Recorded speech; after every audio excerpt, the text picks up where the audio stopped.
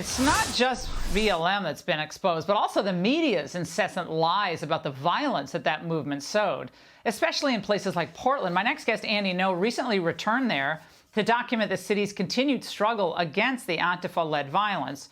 Well, it took just one night for suspected thugs of the Antifa nature to find Andy and send him to the hospital. Joining me now, Andy No, editor-at-large of the Post-Millennial, author of Unmasked.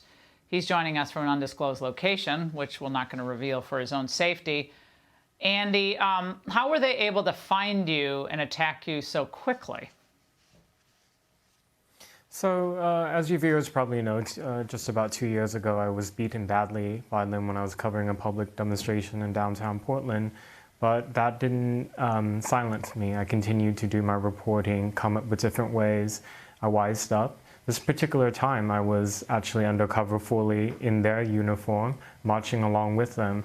I think what gave it away, though, is they paid attention to the fact that I wasn't engaging in criminal activities with them, such as throwing projectiles at law enforcement or trying to damage the central police station.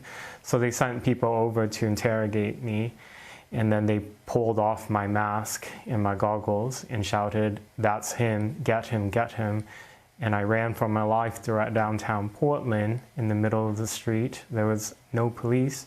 The fastest one in the mob caught up to me, tackled me to the ground, and was repeatedly punching me on the back of my head and my face, and I was pleading for mercy.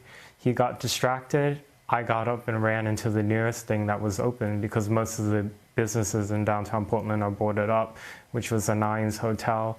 When I got in, I pled with the hotel security and staff to call 911, and they told me that I needed to put on a mask and that I had to leave. Oh God! Yeah, I want to show an image of someone you say may have assaulted you. She also reportedly yelled, "We're going to beat the blank out of you, B." Andy, have you given this photo to police? I mean, I don't know. You can't really see much in that photo. Of course, the mask. Another reason we don't want the masks is you can't identify anyone committing acts of criminality. Have you heard from the police? I have not heard back from a detective at all, which, I have more than 24 reports to police of death threats, people showing up at my family's home. That was the reason why I had to flee Portland last year. The reason why I came back was to care for my elderly parents on a certain family matter.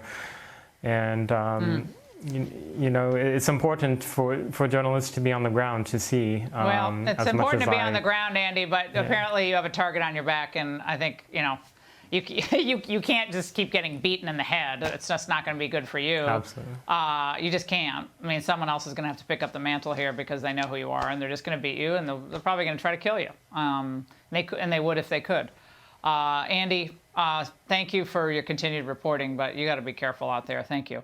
Hey, Sean Hannity here. Hey, click here to subscribe to Fox News YouTube page and catch our hottest interviews and most compelling analysis. You will not get it anywhere else.